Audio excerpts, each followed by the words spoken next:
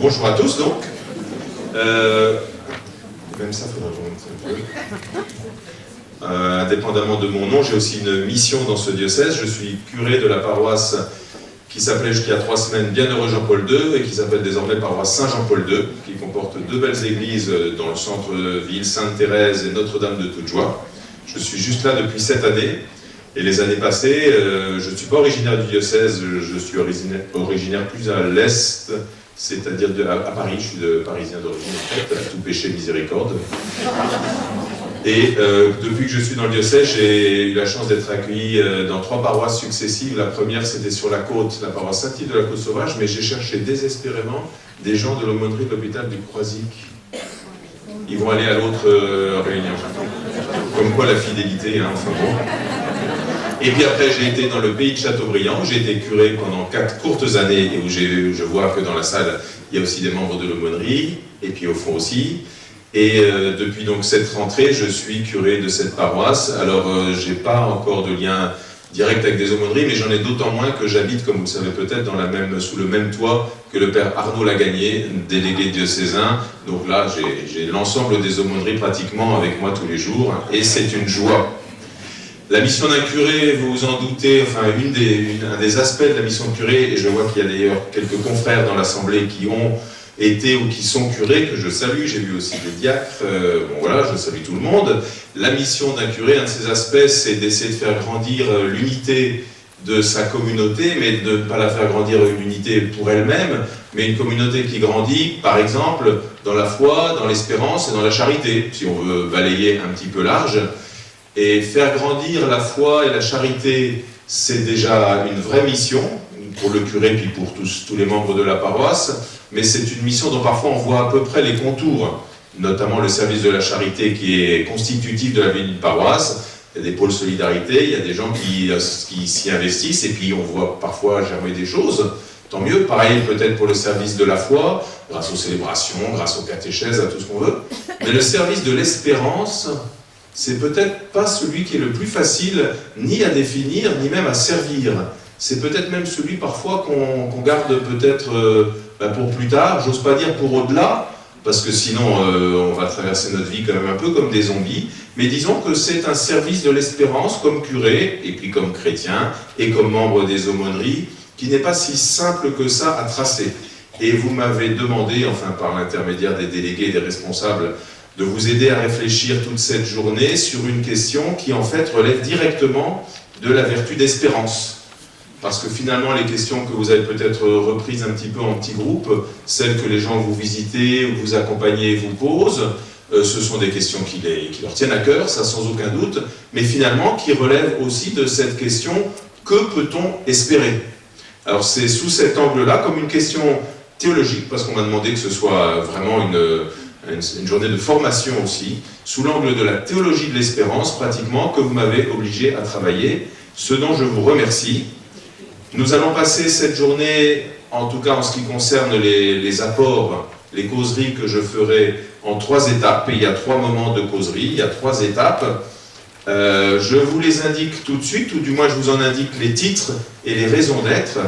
La première étape sera peut-être la plus inattendue, c'est exprès. C'est une étape que j'ai même intitulée « Grand écart », un grand écart que je préciserai tout à l'heure, mais qui est nécessaire parce que je crois que un des points clés de la question qui nous rassemble aujourd'hui, un des points clés, c'est justement de bien la poser, cette question. Et que souvent, par la force des choses, c'est pas un jugement, c'est un constat, on n'est pas toujours armé pour l'aborder le plus justement possible, c'est-à-dire pour la mettre en perspective. Et le grand écart de la première partie, de ce que je vais dire là tout de suite, vise un peu à ça, à nous faire entrer dans l'ampleur de la question, entrer par la porte la plus large possible. Après, la deuxième causerie en fin de matinée traitera d'un mot qui là aussi nous touche, mais qu'il faut lui aussi situer par rapport à la foi, à la charité et à l'espérance, qui est le mot de vie, avec un V majuscule si on veut, ça sera la deuxième étape. Et la troisième étape, j'allais dire, et seulement la troisième étape, dans ce contexte plus large, à la fois d'une espérance maximale et à la fois véritablement d'un service de la vie et d'une attestation de la vie, dans ce contexte-là, peut-être nous rapprocher des questions que vous avez déjà débattues ce matin. Alors il va falloir patienter et rester peut-être même, jusqu'à cet après-midi pour en entendre parler plus concrètement. Mais ça n'est pas pour repousser les choses, ça n'est pas pour vous faire rester jusqu'à la fin, c'est parce que théologiquement, je crois qu'il est nécessaire et bon et juste de procéder ainsi. Alors quand je dis théologie, j'espère que ça ne vous fait pas peur. Qu'est-ce que j'entends par un discours théologique? Ben oui, je parle la même langue que vous, je me pose les mêmes questions que vous. Alors, comme dirait l'autre, il faut présenter peut-être la boîte à outils pour savoir de quelle façon on va y répondre. 3 outils principaux. Tout d'abord, nos expériences, nos questions, notre situation, en particulier la vôtre, comme personne engagée dans la pastorale de la santé, au sens large. Ça sera un des outils. L'autre outil, forcément, c'est l'Écriture sainte, parce que l'Écriture sainte n'est pas là comme une espèce de saupoudrage qui va peut-être nous éclairer une fois qu'on aura répondu à tout le reste. Ben non, ça nous aide véritablement à répondre aux questions, d'autant plus que l'Écriture est porteuse non seulement de ce que Dieu veut dire sur lui-même et sur nous, mais elle est porteuse aussi déjà de toutes les questions des hommes, en particulier de ceux et celles qui ont rédigé, qui ont participé à l'élaboration de cette Écriture, mandatée par Dieu, inspirée par Dieu. Donc deuxième outil, l'Écriture sainte. Et troisième outil, j'allais dire la tradition de l'Église. On n'a pas commencé non plus à se poser ces questions-là aujourd'hui. Ça fait depuis autant qu'il y a d'humanité qu'on se les pose, et l'Église elle-même y a été bien entendu confrontée.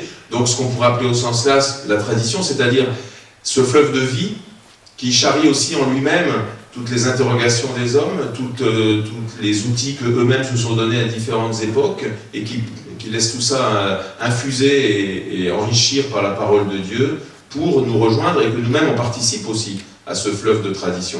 Alors la tradition, en 20 siècles, vous imaginez que c'est un petit peu vaste.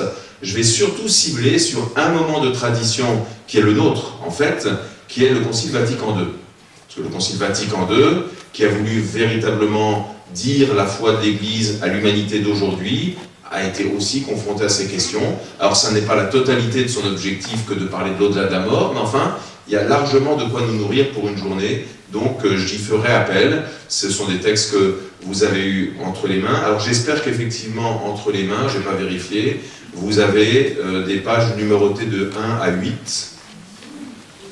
Alors vous verrez que les pages 1 et 2 recouvrent notre première étape, la page 3 et 4 recouvrent notre deuxième étape, et puis les pages 5 et suivantes recouvrent la dernière étape. Et vous voyez que dans ce texte qui vous a été remis, plutôt que le contenu lui-même des choses, parce que je préfère nettement vous les dire que vous les lire, ben vous avez au moins le plan détaillé de ce que je vais suivre, et puis vous avez toutes les références des textes, en particulier quand il s'agit de passages du Concile. Comme je ne suis pas certain que vous ayez tous, contrairement à moi, votre exemplaire du Concile Vatican II avec vous, eh bien je les ai recopiés. Est-ce que, bon, alors sur la forme, de toute façon, il faudra vous y faire, ça risque d'être comme ça toute la journée. Maintenant, vous êtes habitués à ma parole, j'espère qu'acoustiquement, vous m'entendez à peu près comme il faut. Eh ben, c'est parfait. Et puis, je sais que notre première interruption sera dans 40 minutes environ, et qu'à l'occasion de cette interruption, ce sera le moment de vous poser déjà des questions de compréhension. Peut-être pour un mot, peut-être pour une expression, une idée, que sais-je. Alors à ce moment-là, le mieux, c'est que pendant 40 minutes, de noter sur un coin de votre feuille, tiens, là, il y a un problème, pour ne pas oublier tout à l'heure de le demander, et comme ça, tout le monde en profitera. Ce seront plutôt des questions donc rétrospectives sur ce que j'aurais dit pendant les 40 minutes, que prospectives, pour qu'on ait encore le temps quand même de se nourrir après. Voilà.